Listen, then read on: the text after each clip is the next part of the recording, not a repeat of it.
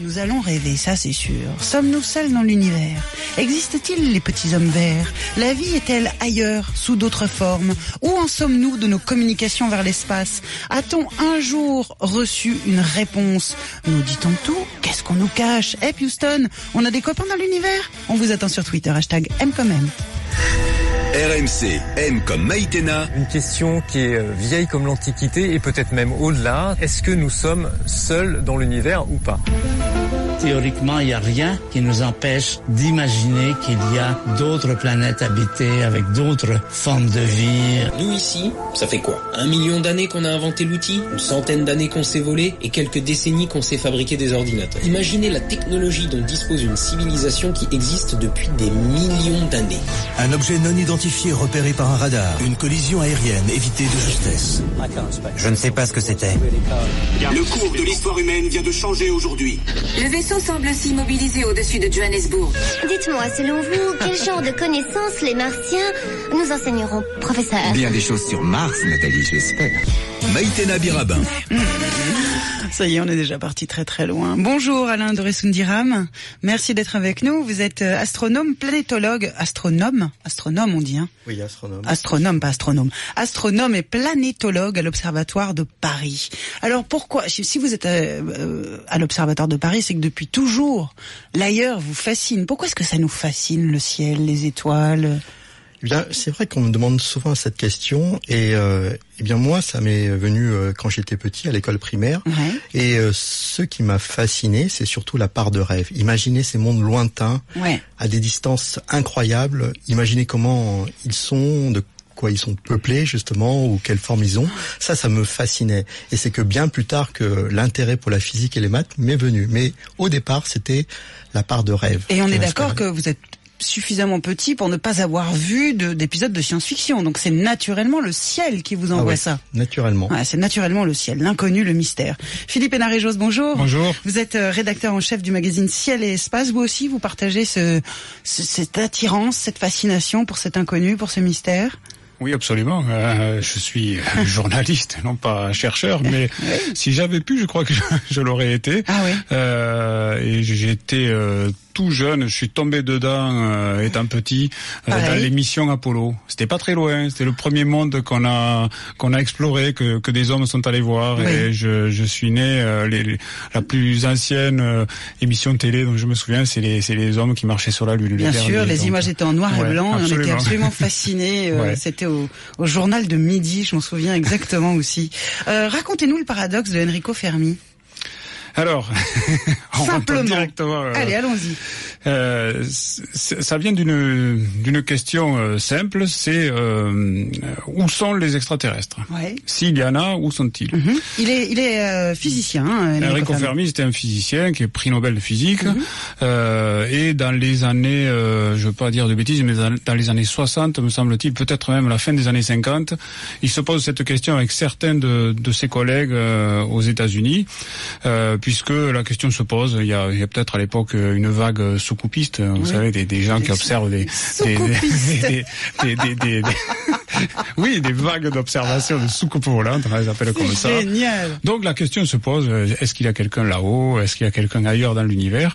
Et donc comment on peut le savoir? Donc comme il y a quand même une grande part d'inconnu dans cette question, il essaie de poser quelques postulats comme ça, et il va avoir un premier postulat qui est que nous, êtres humains, sur la planète Terre, nous sommes une civilisation technologique évoluée, mais qui n'est ni la première, ni la dernière, ni la plus évoluée, ni la moins évoluée. On est en gros dans la moyenne. D'accord. Si on part de ce postulat-là, il regarde un peu tout ce qu'il y a comme éléments physiques autour de lui, la galaxie, les étoiles, le nombre d'étoiles, leur distance, le temps qu'il a fallu pour que des planètes évoluent comme la nôtre, etc. Et donc, il fait des calculs et il se dit que forcément, comme on n'est ni les premiers ni les derniers, il y a forcément quelque part des êtres plus évolués que nous, et qu'en plus de ça, vu le temps qui s'est écoulé depuis la formation de la galaxie, il devrait déjà être là.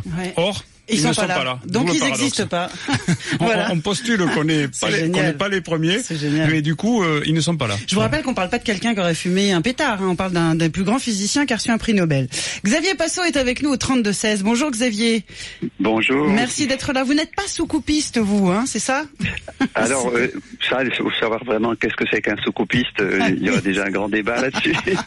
Vous avez été responsable du groupe d'études et d'informations sur les phénomènes aérospatiaux non identifiés, c'était au CNES. Vous avez publié « J'ai vu un ovni au Cherche Midi » dans lequel vous expliquez extrêmement simplement que souvent on a vraiment vu, mais en fait on a une illusion de perception. Et du coup, vous ne parlez pas d'ovni, mais de PAN, de PAN. Qu'est-ce que c'est, Xavier ? Alors PAN, ça veut dire phénomène aérospatial non identifié. Par précision au mot d'OVNI, qui veut dire objet volant non identifié. Ouais. Et donc quand on dit PAN, ça veut dire qu'on ne présuppose pas qu'il y a eu un objet derrière. Ouais. On veut dire qu'on a vu quelque chose, mais on ne sait pas quoi. Voilà, c'est ça. Alors déjà, des pannes, il n'y en a pas tant que ça, hein, ouais. Parce qu'on arrive quand même à expliquer pas mal d'observations de nos contemporains. Mais enfin, il y en a quand même quelques-uns qui restent au bout du compte. Ça veut dire qu'il y a tous les cas que vous avez étudiés, il y en a certains où vous dites, bon, je ne sais pas ce que c'est? Bien sûr. Il y en a beaucoup, mais le plus prégnant, par exemple. Voilà. Alors, on en a certains, par exemple, on a des témoins qui ont vu un ensemble de lumières disposées en cercle au-dessus d'un petit village pendant quelques minutes. Mm-hmm. Voilà, le type d'exemple. Alors, il y a des choses un peu plus spectaculaires, mais je parle des témoignages récents qui sont encore relativement, on va dire, fréquents. Hein, c'est-à-dire ce genre de choses, ça arrive encore. Voilà. Mais quand on regarde de près ce type de témoignage, on s'aperçoit que la somme des informations, je dirais sûres, précises, est finalement assez faible. C'est-à-dire que dans ce cas dont je parle, il y a quand même plusieurs témoins déjà qui enlèvent toutes les hypothèses d'hallucination, choses comme ça, mais qui ont vu ça pendant 1 ou 2 minutes. Ils ont tenté de prendre une photo avec un téléphone portable qui n'a rien donné.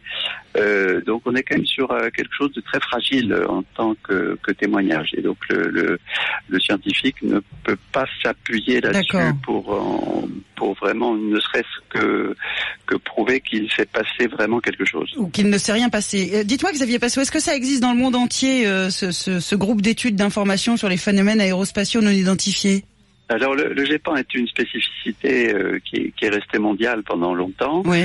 C'est-à-dire que les organismes publics qui sont occupés de phénomènes comme ça, de type OVNI, on va dire, étaient dans le monde entier généralement les militaires, hein, donc que ce soit aux États-Unis, en Angleterre, en Finlande, en Russie, etc., enfin, en Union soviétique.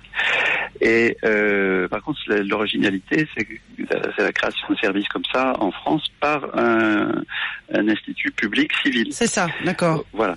Alors depuis le Chili a créé quelque chose, ça dépend chez eux de l'aviation civile. Bon, c'est quand même dirigé par des militaires quand même. Oui, quand même. Méfions-nous. Tiens, un militaire. Philippe Hénarejos, est-ce que la zone 51 elle existe?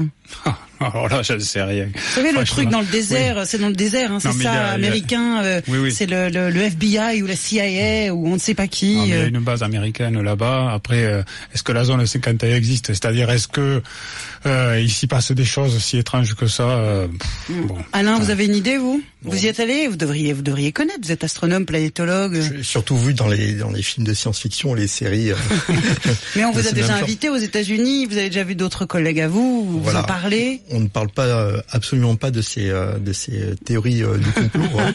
Je pars du principe que si effectivement il y a quelque chose, eh bien ça serait une nouvelle tellement importante pour l'humanité qu'il y aurait pas de raison de la cacher. Ça serait une avancée pour tout le monde, profitable pour tout le monde. Vous êtes dans le doute ou vous avez une certitude de votre côté, Alain? Sur la vie dans l'univers? Oui.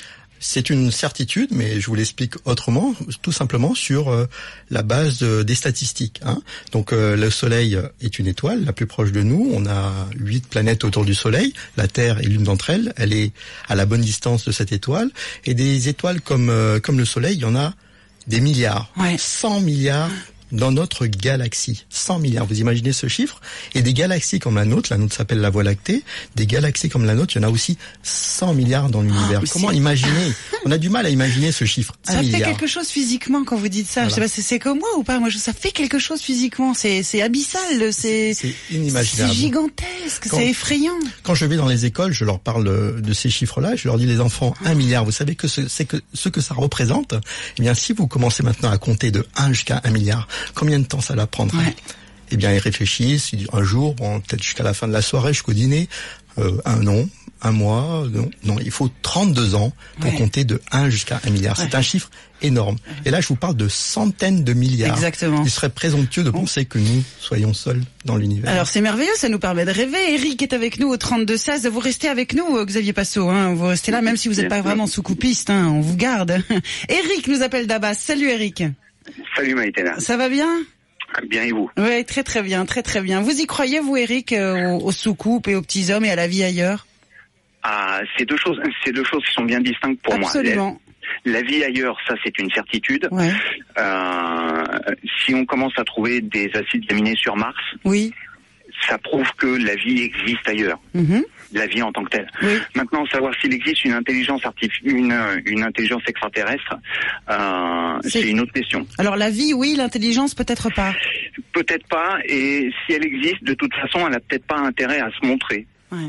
Alors on va juste préciser, parce que vous venez d'en parler, sur Mars, Curiosity, la sonde envoyée par la NASA a découvert effectivement des molécules organiques.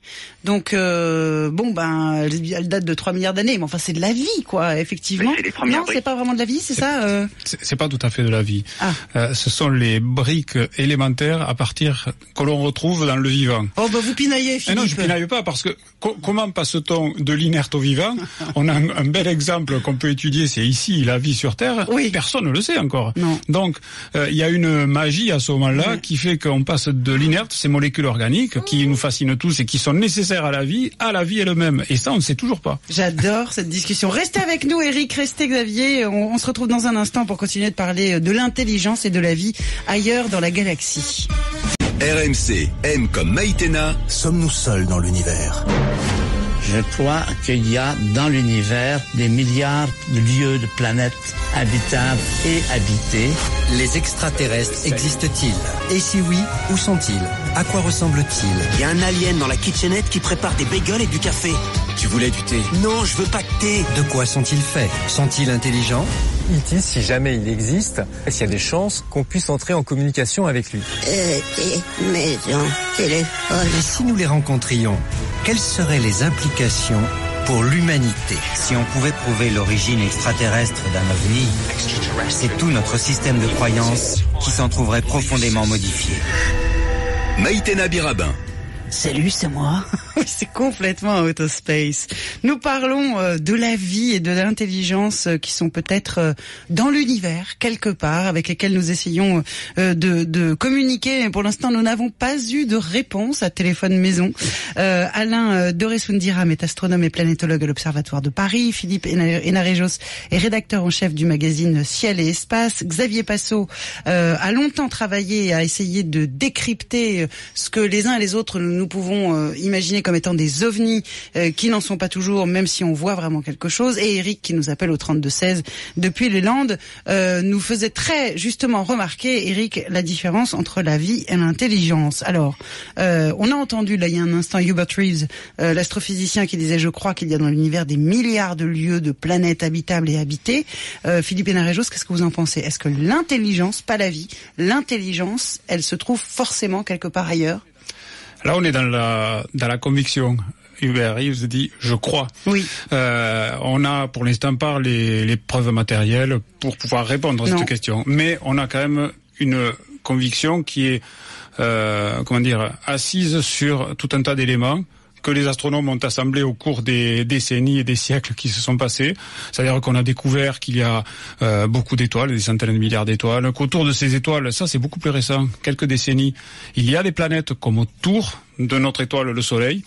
Et donc ça, c'est un préalable nécessaire à la vie telle qu'on la connaît. Le seul exemple de vie qu'on connaît, c'est sur Terre, donc sur une planète. Donc il nous faut des planètes pour imaginer la vie ailleurs. On sait qu'il y a beaucoup d'étoiles avec beaucoup de planètes autour. Donc on peut se forger une conviction, oui, comme ça, mais pour l'instant on n'a pas la réponse. Parce que si vous prenez le point de vue, par exemple, de biologistes, ils vont être beaucoup moins optimistes que les astronomes. Oui. Les astronomes, on parle de statistiques, effectivement, on se dit, c'est quand même bien le diable, il y a 100 milliards d'étoiles autour de laquelle il y a autant de planètes. Forcément, c'est quand même bien le diable qu'il n'y ait pas les mêmes conditions, qui ait donné les mêmes résultats que sur Terre. C'est un bon raisonnement. Mais si vous prenez un biologiste, il va vous dire, oui, mais attention, si vous regardez le nombre de paramètres qu'il vous faut réunir pour arriver à la vie telle qu'on la connaît ici, on n'est pas rendu. Xavier Passot, vous êtes dans quel camp, vous qui étudiez et qui essayez de ramener, pas à la raison forcément, mais d'essayer de voir, de comprendre réellement ce que les gens ont vu. Vous êtes dans quel camp? Il y a de l'intelligence ailleurs ou pas? Alors, c'est pas au vu des expériences et des observations qui ont pu être relatées qu'on peut être convaincu, puisque tous les cas, je dirais, inexpliqués qui font référence à des soucoupes, voire à des êtres, etc., sont toujours des observations avec des témoins uniques. Et là, il reste toujours un doute sur le témoignage. Vous voulez dire, Xavier, il n'y a jamais un truc qui soit inexpliqué avec de multiples témoins? Ça, vous n'avez pas? Alors, si on a multiples témoins indépendants, on trouve toujours une explication. Il y a toujours eu une explication. Par exemple? Par bien de témoins indépendants. Voilà. Donc, le GEPAN a un critère pour les cas vraiment très étranges, qui serait d'avoir 2 témoins indépendants et une photo ou vidéo. D'accord. Et aujourd'hui, des cas avec ces caractéristiques-là, il n'y en a pas. Donc, par contre, on a effectivement une multitude de cas de gens qui disent avoir vu des soucoupes volantes, voire même des êtres, mais chaque fois c'est témoignage unique. C'est-à-dire qu'on peut pas, en plus c'est souvent des témoignages un petit peu anciens. Donc les gens vous disent, j'ai vu quelque chose. Est-ce qu'il y a des régions, Xavier Passot, où on en voit plus que d'autres? Alors, on en voit plus dans les régions où le ciel est plus clair. Voilà. Mais sinon, non. En fait, quand on analyse un petit peu les statistiques sur les observations dites d'OVNI, en fait, c'est surtout calqué sur la couverture médiatique du sujet, beaucoup plus que par autre chose. C'est-à-dire si on parle d'OVNI dans telle région parce qu'il y a eu une observation qui a été largement relatée dans la presse, ou s'il y a un film, un grand film de fiction qui sort, et bien sûr, qui évoque ça, derrière, ça suscite des témoignages. Et Eric, vous qui êtes dans les Landes, est-ce que vous avez rencontré, discuté avec des gens qui avaient déjà vu quelque chose ou qui ont cru voir quelque chose? Eh bien non. Non, jamais. Eh bien non. Mais moi, ma conviction personnelle, c'est que nécessairement sur la quantité d'étoiles qu'on a autour de nous et la quantité de planètes, qu'on les ait détectées ou pas, il y a nécessairement une autre forme de vie intelligente qui s'est développée. Par contre, on peut observer de 2 manières. On peut soit regarder, soit écouter. Et il existe aujourd'hui, par exemple, le SETI, qui, au lieu d'observer des événements visuels, écoute les signaux radio qui sont émis à la recherche éventuellement d'un signal qui ne serait pas un signal naturel. C'est le fameux tan tan tan tan tan. C'est un truc comme ça, oui. Ouais. Alors, je demandais à Alain, qui est planétologue, de nous dire ce qu'il en pense. Est-ce que tout le monde a l'air assez d'accord. Il est vraisemblablement, statistiquement plus probable qu'il y ait une autre intelligence quelque part, même si nous n'avons pas la preuve, et même s'il n'y en a, pour l'instant, jamais eu de manifestation. Oui. Alors, on parle effectivement d'intelligence, mais vous savez, ça c'est l'étape ultime. Et jusqu'à présent, c'est ça qui nous intrigue énormément, c'est que même la moindre bactérie, on n'en a pas trouvé ailleurs que sur Terre. Et là, c'est frappant. Mais on n'a pas pu chercher partout non plus. Non, mais alors les bactéries, il y a des signes indirects, comme par exemple l'oxygène sur Terre. Elle est issue de la vie qui a émergé il y a quelques milliards d'années. Vous voyez.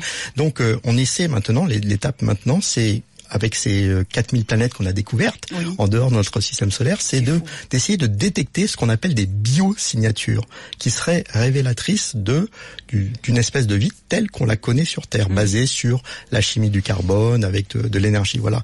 Et donc, on serait très content déjà de trouver une bactérie, et on parle d'aller voir ailleurs, très très loin.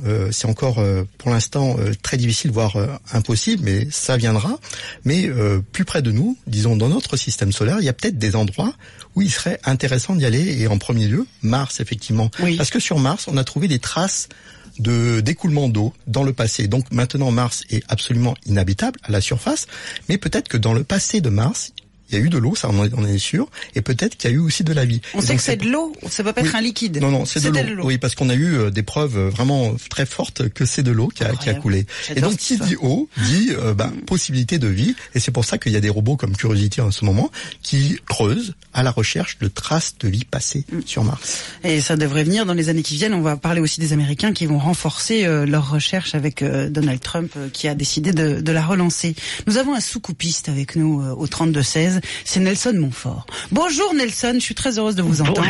Ça va Nelson? Bonjour Maïtena. Je vous appelle en direct depuis ma soucoupe volante. Bien sûr. Sous-coupiste. Vous êtes sous-coupiste, j'ai découvert ce nom. Bon alors Nelson, on va préciser, vous ne buvez pas, hein Non, vous ne buvez pas. Non. Et vous êtes absolument certain, et vous allez être écouté par Xavier Passot qui entend les gens comme vous, qui font des témoignages. Vous avez vu quelque chose? Oui, c'était à la station savoyarde des Arcs que vous connaissez sûrement. C'était il y a 33 ans. Je m'en souviens évidemment comme si c'était peut-être hier. Oui. 1985, et effectivement une nuit, une très très belle nuit avec énormément d'étoiles dans le ciel, une nuit noire. Il y avait pas la lune, si vous voulez. Et donc au-dessus de la crête des montagnes, j'ai vu effectivement un objet, puis il faut bien l'appeler par son nom, un objet non identifié, extraordinairement lumineux, de forme, on va dire rectangulaire, totalement silencieux. Et là, je crois que ça rejoint un très très grand nombre de personnes, de témoignages. Il n'y a pas de bruit de moteur ou autre. Et qui est, comment dire, c'est une vision qui a duré peut-être, je sais pas, une douzaine de secondes, mais c'est très très long dans ces circonstances-là, qui oscillait donc de façon tout à fait rectiligne, horizontale au-dessus de la crête donc des Alpes, et qui à un moment donné s'incline à 45 degrés et fonce véritablement vers les cieux, vers la nuit. C'est-à-dire que alors ça ne pouvait être certainement pas une étoile filante, certainement pas je ne sais quelle météorite ou autre. J'estime cette vision à peu près peut-être 2-3 kilomètres. Voilà ce que j'ai vu. Vous étiez seul, Nelson? Vous étiez seul? Ça, je l'ai vu. Vous étiez seul? Non, j'étais accompagné de mon épouse. Et je vous remercie, Maïtena, d'avoir bien précisé qu'effectivement, je ne buvais pas. J'ai fait cette blagounette. Non, mais j'ai fait cette blagounette parce que vous êtes le journaliste sportif qu'on connaît évidemment, et vous prenez le risque de raconter ça et de délivrer votre certitude, alors que bon, c'est souvent moqué quand même. C'est pour ça que Mais je pense qu'aujourd'hui, je pense qu'aujourd'hui, enfin, je ne sais pas si ce sera l'avis de l'éminent spécialiste qui est à côté de vous, mais je crois qu'aujourd'hui, il y a plus de 50% des gens qui y croient. Alors le seul problème, évidemment, c'est que soit on y croit, soit on n'y croit pas. C'est rarement entre les deux. Moi, je sais ce que j'ai vu. C'est une certitude. Ce n'était pas un avion, ce n'était pas un hélicoptère. Donc, moi, j'ai la certitude de ce que j'ai vu. Alors après, je n'ai pas vu de petits hommes verts en sortir. Tout ça, je ne l'ai pas vu.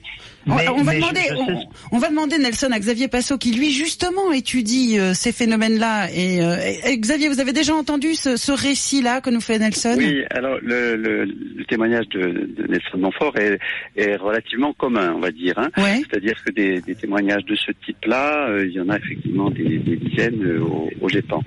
Alors, qu'est-ce qui se passe en fait dans ce genre de témoignages? Donc, il est probable que effectivement il y a bien eu un phénomène lumineux dans le ciel à ce moment-là. Il y a probablement aucun doute là-dessus. Nelson Montfort a vu quelque chose, ça c'est sûr. Oui, il y a sûrement eu quelque chose. Voilà. Alors, l'estimation de distance que peut en faire le témoin donc ne peut pas être juste, déjà. Donc ça, c'est déjà un premier élément qu'il faut savoir. Quel que soit le témoin, que ce soit un agriculteur ou un pilote de chasse, si vous voulez, quand on voit quelque chose qu'on n'a jamais vu, on ne peut pas en estimer la distance. D'accord. Donc c'est pas pour dire que non, on entend bien. Nelson ne le prend pas comme ça. Je veux juste dire que c'est pour ça. J'estimais plus qu'une certitude. Voilà. Alors ça, c'est un paramètre très important. Alors ensuite, on ne sait pas trop la taille apparente de l'objet. Alors ce qu'il faut savoir aussi, c'est quand on regarde un point lumineux dans le ciel, l'œil est sujet à pas mal d'imprécisions. Typiquement, si on regarde une étoile, on peut être amené à la voir bouger comme ça, à osciller de droite et de gauche. En fait, ce que vous nous dites, Xavier, c'est que là, vous ramenez au rationnel. Vous dites oui, il y a une vision. Après, qu'est-ce que c'est? En tout cas, on ne peut en tirer absolument aucune conclusion. C'est ça que vous êtes en train de nous dire. Alors voilà, disons, avec une enquête un peu approfondie, peut-être on pourrait trouver vraiment ce qu'il a vu. Alors, vous savez ce qu'on va faire, Xavier? On va dire, ça pourrait être quoi? Pardon, je vous ai coupé au mauvais moment. Ça peut être peut-être un satellite qui passait. Ça peut être quelque chose. Ça peut être une étoile, tout simplement, qui a été visible uniquement pendant un certain temps. Il faut que Nelson. L'impression de disparition très rapide n'est souvent en fait que l'extinction de l'objet en question. Nelson, je crois qu'il faut que vous alliez voir le GEPAN, ce groupe d'études d'information sur les phénomènes aérospatiaux non identifiés. C'est au CNES. Il faut que vous racontiez cette histoire. Il y a peut-être effectivement une explication. Merci en tout cas infiniment, Nelson, d'avoir été avec nous au 32-16 pour partager cette expérience. Merci à Eric aussi qui nous appelle des Landes et qui a été vraiment fidèle. Eric, vous savez qu'on se retrouve 2 heures à partir de lundi. C'est à 14h. Je vous embrasse très fort. Merci Eric, merci Nelson. On continue de parler des ovnis et de l'intelligence extraterrestre tout de suite sur RMC. RMC, M comme Maïtena. Maison, téléphone. Maïtena Birabin. Elle est belle cette musique, on l'écoute. Je suis toujours avec Alain Douré-Soundiram qui est astronome et planétologue à l'Observatoire de Paris. Philippe Hénarejos, ce rédacteur en chef du magazine Ciel et Espace, est avec nous. Et Xavier Passot est également là, lui qui cherche à comprendre ce que nous voyons dans le ciel. Alain, depuis que vous êtes astronome et planétologue, est-ce que les outils ont beaucoup changé? Est-ce que la précision de ce que vous voyez, est-ce que les découvertes qui ont été faites sont immenses? Évidemment. On monte crescendo dans la technologie. Oui. Par exemple, rien que pour vous parler d'une technologie qui était comment prendre des images. Quand j'ai commencé, c'était la pellicule photographique. Et maintenant, depuis les années 80-90, c'est ces petits détecteurs électroniques qui maintenant équipent tous nos appareils photo numériques, nos téléphones portables. Eh bien, ça a révolutionné notre vision de l'univers puisque on est monté par un facteur 4 ou 5 en sensibilité. Donc la technologie, elle évolue tout le temps et maintenant on est capable d'envoyer des robots un peu partout dans le système solaire, s'y poser, voire même plonger. Philippe, qu'est-ce que vous avez vu avancer, vous qui dirigez Ciel et Espace? Qu'est-ce qui vous a le plus impressionné dans la découverte et la possibilité d'apprendre? Pour rester dans le sujet sur la vie ailleurs, je dirais simplement jusqu'en 1984, on ne savait pas qu'il y avait d'autres planètes autour d'autres étoiles. On le supposait, on en avait la conviction, comme aujourd'hui on a la conviction qu'il y a de la vie ailleurs. Mais on n'avait aucune preuve matérielle de ça. Et à partir de cette année-là, on a commencé à voir, pour la première fois, à faire une photo autour d'une étoile qui s'appelle Beta Pictoris, qui est pas très loin, à 60 années-lumière. On a vu un disque tout autour et on a compris que c'était un système planétaire en formation. Donc ça a été le premier indice qu'il y avait des planètes autour d'autres étoiles. Donc nous sommes un système et il y a plein d'autres systèmes. Le Soleil est une étoile. Oui. La Terre est une planète qui tourne autour du Soleil. Il y en a plusieurs qui tournent autour du Soleil. Et toutes les autres étoiles que vous voyez, les milliers d'étoiles que vous voyez dans la nuit, ce sont des soleils qui sont très très très lointains. Et donc autour de ces étoiles-là, il y a des planètes. La plupart aujourd'hui, on le sait, on parlait de 4000 exoplanètes découvertes, ça c'est ce qu'on voit. Exoplanète, définition, attention, exoplanète, c'est planètes qui tournent autour d'une étoile. Autour d'une autre étoile que le Soleil. Voilà. Ça veut dire, la galaxie, c'est quoi la galaxie, Alain? C'est une assemblée d'étoiles. Donc les étoiles se regroupent par troupeaux, voilà. Donc il y a dans le vaste univers, il y a des troupeaux qu'on appelle des galaxies. Et une galaxie, c'est peuplé de 100 milliards d'étoiles. Et donc, on sait combien il y a de galaxies? Non, pas du tout. On a une estimation. Donc il y en a. Mais une estimation estimation sur la base de quoi? Sur la base de relevés du ciel qu'a effectué par exemple le télescope spatial Hubble. Donc il ne peut pas voir tout l'univers, mais là... Pardon, vous allez vite Alain. Ça veut dire que Hubble, il a cartographié l'univers? En quelque sorte, oui. Donc Hubble, c'est le télescope le plus puissant que l'on ait dans l'espace. Eh bien, il a regardé un petit coin de ciel, et dans ce petit coin de ciel qui était à peu près vide, il a découvert 10 000 galaxies. Et donc, en extrapolant à l'ensemble de l'univers, on peut penser raisonnablement, puisqu'il n'y a pas de raison que dans ce coin du ciel, il y ait eu plus de galaxies qu'ailleurs, qu'il y a aussi 100 milliards de galaxies. Ouais. Donc c'est énorme comme chiffre. Donc notre univers, on habite dans une galaxie qui s'appelle la Voie lactée, 100 milliards d'étoiles, et des galaxies comme la nôtre, il y en a aussi 100 milliards. Ce que vous me disiez tout à l'heure. Alors, évidemment, on s'intéresse à la vie, à l'intelligence ailleurs. On cherche, quand on va sur Mars, pour repérer s'il y a vraiment eu de l'eau, et on cherche à savoir si on pourrait y vivre. C'est ça qu'on essaye de définir aussi. Si la vie y a été, Mars ou ailleurs, je veux dire, mais est-ce que nous aussi, on pourra avoir un plan B, maintenant qu'on a bien fichu en l'air notre planète, est-ce qu'on pourrait aller en fichu en l'air une autre? On va voir. Non, c'est pas ça qu'on cherche. Si, un peu quand même.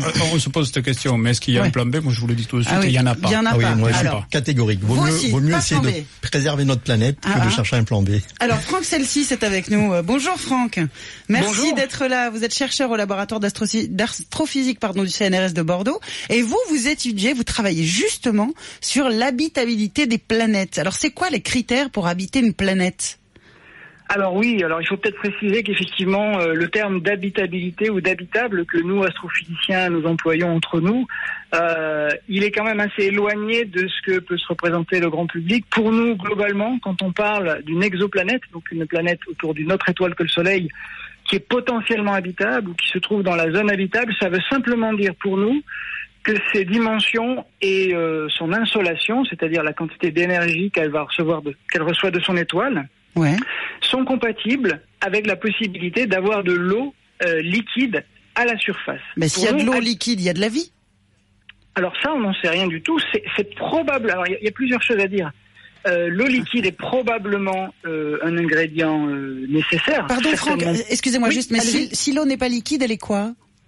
Alors l'eau peut être sous forme. Déjà, elle peut ne pas être présente. On peut très bien pas avoir d'eau. Une planète là, c'est pas d'eau. Qui a un peu ou pas d'eau. Voilà, ça c'est tout à fait possible. Ouais. Après, on peut avoir un grand réservoir d'eau sur la planète, mais les températures sur la planète peuvent faire que cette eau est entièrement vaporisée, par exemple, ou que cette eau est uniquement sous l'état de glace. Ok, d'accord. Voilà, donc ça c'est deux états possibles. Après, une des choses qui font que ce concept d'habitabilité est dur à faire passer et à communiquer dessus, c'est qu'en fait, on peut très bien avoir de l'eau liquide sous la surface. Par exemple, dans le système solaire, on s'intéresse aux lunes, aux satellites naturels de Jupiter et de Saturne, qui sont des satellites glacés, très riches en eau, et on pense que certains d'entre eux ont des océans sous une épaisse couche de glace. D'accord. Et donc on envisage éventuellement de les explorer, ces océans, avec des sondes robotisées, parce que dans l'état actuel des connaissances, rien n'interdit, pourquoi pas, qu'il y ait de la vie, dans ces océans de cette surface. Donc on peut vivre sur la glace. La preuve, au pôle Nord, on arrive à vivre. Mais voilà. Franck, vous travaillez sur combien de planètes exactement? Alors, ça dépend. On commence à recenser beaucoup. On sent le scientifique qui parle à la novice et il se dit, mon Dieu, mais ces questions sont très bizarres quand même. Non, pas du tout, pas du tout. En fait, simplement, les nombres sont un peu vertigineux dans le sens où une des grandes découvertes de l'étude des exoplanètes de ces dernières années, c'est qu'elles sont très communes, elles sont très abondantes. C'est-à-dire que la majorité des étoiles ont des planètes. La nature ne s'est pas formée une étoile sans lui donner un cortège de planètes. Vous aussi, vous nous dites, nous sommes un modèle, il est réplicable et il est répliqué dans l'univers. Il y a d'autres galaxies, il y a des exoplanètes, il y a d'autres soleils, il y a d'autres choses. On est le même système, c'est un autre système, mais il est dupliqué. Alors, pas vraiment, c'est-à-dire qu'en fait, il y a beaucoup d'exoplanètes, mais ce qu'on voit aussi, c'est qu'il y a une énorme diversité. C'est-à-dire que vous prenez n'importe quel système individuellement, par exemple le système solaire, avec ses 8 planètes, vous allez trouver des caractéristiques que vous n'allez pas retrouver ailleurs. C'est-à-dire qu'il y a une telle diversité, chaque architecture de système planétaire est un petit peu unique. Donc il y a un grand nombre, mais il y a aussi une immense diversité. Alors du coup, dans toute cette diversité, Franck, pour conclure, est-ce que vous pensez qu'il y a un plan B ? Ah non, il n'y a pas les échelles de temps sont pas, si vous voulez dire un plan B, pour nous, un échappatoire pour nous, les échelles de temps sont pas comparables. Il y a des problèmes à résoudre sur Terre à l'échelle de là et de quelques décennies. Un voyage entre les étoiles, on n'a pas le début d'un brin d'indice pour savoir comment faire. Donc là, on parle siècle, voire millénaire. Ok, c'est chaud, on a compris, Franck, c'est chaud. Pas les mêmes échelles de temps. Merci beaucoup, Franck Celsis, d'avoir été pédagogue avec nous. On a bien compris, pas de plan B. Je répète, les gars, pas de plan B. Johan est avec nous au 32-16. Bonjour, Johan. Bonjour à tout le monde, bonjour à tous les auditeurs. On est d'accord que c'est passionnant, hein, Johan, on kiffe complètement, là. Ouais, c'est passionnant, c'est vertigineux et passionnant en même temps. C'est ça. Alors vous croyez à quoi ? Moi, je pense qu'effectivement, il y a sûrement de la vie ailleurs dans l'univers, simplement parce que la perception que j'en ai en tout cas, c'est que l'univers est une machine à fabriquer la vie, entre guillemets. Ouais. C'est comme vous l'expliquiez tout à l'heure, il y a même si chaque système solaire est particulier, on a quand même, tout se ressemble entre guillemets, et il n'y a pas vraiment de raison pour, vu la taille de l'univers, le nombre de galaxies et le nombre de systèmes solaires, il n'y a pas de raison que nous, on soit une particularité ultra particulière, même voire quasiment infime, qu'on soit les seuls, quoi. Donc alors, Philippe, la logique. C'est hyper intéressant ce que vous dites. Johan, pardon. Je vais me tourner vers Philippe pour vérifier si ce que vous dites au tout début de votre phrase est juste. Est-ce que l'univers c'est une machine à fabriquer de la vie ? On peut le croire, et cette intuition, on est beaucoup à la partager, effectivement. Mais ce qui est intéressant, c'est que dans les 10-15 ans, peut-être, on pourra commencer à avoir une réponse tangible. On pourra dépasser l'intuition. Dans les 10-15 ans? Oui, parce que aller chercher, par exemple, de la vie sur Mars, c'est juste la planète d'à côté. Elle est pas très bien pour la vie. Aujourd'hui, on pense qu'il n'y en a plus, etc. Mais si on trouve ne serait-ce que de la vie enfouie ou de la vie sous forme fossile, c'est-à-dire qui aurait commencé et puis qui, du fait du dépérissement de la planète, aurait périclité. Mais si on trouve qu'il y a eu un début de vie sur Mars, alors on a une réponse énorme, c'est-à-dire que à cette intuition, c'est-à-dire que effectivement, quand les conditions sont identiques à deux endroits différents, eh bien la vie démarre. Et ça, c'est peut-être les prochains rovers. Pas Curiosity. Curiosity, il regarde s'il y a eu les conditions nécessaires à l'apparition de cette vie. Et les prochains rovers vont commencer à chercher si effectivement il y a eu cette vie avec d'autres expériences. Il va falloir creuser plus profond. C'est par exemple la mission européenne ExoMars qui va creuser à 2 mètres de profondeur, à un endroit où c'est protégé des rayons cosmiques, etc. Ou s'il y a eu un refuge pour la vie, c'est plutôt là qu'il faut chercher. Et on va voir à ce moment-là, avec des petits robots et des petits laboratoires embarqués, si on trouve cette vie sous forme fossile ou pourquoi pas encore à l'état vivant. Philippe et Alain, vous avez des convictions sur d'autres planètes sur lesquelles il faudrait aller chercher? Si vous étiez le boss, vous décidiez au niveau mondial des recherches à faire, vous enverriez les gens où, Alain? Bon, déjà, il y a un problème, c'est la distance. Or, il se trouve qu'on a trouvé une planète habitable près de nous. La plus proche des étoiles qui nous entourent, c'est Proxima du Centaure. Elle se trouve à 4 années-lumière. Ça veut dire que la lumière qui vient de cette étoile, elle a mis 4 années pour arriver à la vitesse prodigieuse de 300 000 km par seconde, cette lumière. Donc 4 années-lumière, c'est 10 000 milliards de kilomètres. Ça veut dire que énorme. Quand on a découvert Proxima du Centaure, on était parti depuis combien de temps pour aller le découvrir?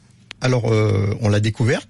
On la connaît depuis très longtemps, mais la planète, on l'a découverte il y a seulement quelques années. Mais donc ça fait très très longtemps qu'on était parti la chercher alors. À 4 années-lumière. Moi, j'essaie de suivre, mais intellectuellement, c'est un peu compliqué. Non. Ok, bon. La plus proche des étoiles de nous, c'est Proxima du Centaure, qui se trouve à 4 années-lumière. C'est-à-dire que si on était capable de voyager à la vitesse de la lumière, qui est une vitesse faramineuse, il faudrait quand même 4 années. C'est ça. Avec nos outils actuels, il faudrait des siècles pour y aller. Donc, sur cette planète-là, si on veut aller chercher la vie ailleurs, eh bien, on a trouvé justement, proche de nous, cette étoile, une planète habitable. Donc, qui serait ni trop près, ni trop loin, de telle sorte que l'eau, il soit liquide. Alors, comme disait Franck Celsis, s'il y a de l'eau liquide, ça ne veut pas dire forcément de la vie. Non. Mais ça serait un endroit où on aimerait aller. En tout cas, à chaque fois qu'on parle de la vie, c'est quand même tout de suite derrière, on parle de l'eau. Johan, visiblement, si on doit trouver un endroit où aller, c'est avec de l'eau. C'est une condition nécessaire, mais pas suffisante pour la vie. Pour le pastis, tu m'étonnes. On trouve de tout dans la recherche d'une autre forme de vie. On trouve ça, par exemple, je vous le livre, vous me dites ce que vous en pensez, des chercheurs de Future of Humanity Institute qui ont donc calculé la probabilité qu'à 39% l'univers n'est qu'un immense amas de silence et que la Terre est la seule planète animée. c'est affreux, Philippe. On en fait quoi de ça? C'est n'importe quoi? C'est le problème des probabilités. Il y a trop d'inconnus, en fait. On ne sait pas si la vie se développe ailleurs. C'est probable. On en a l'intuition.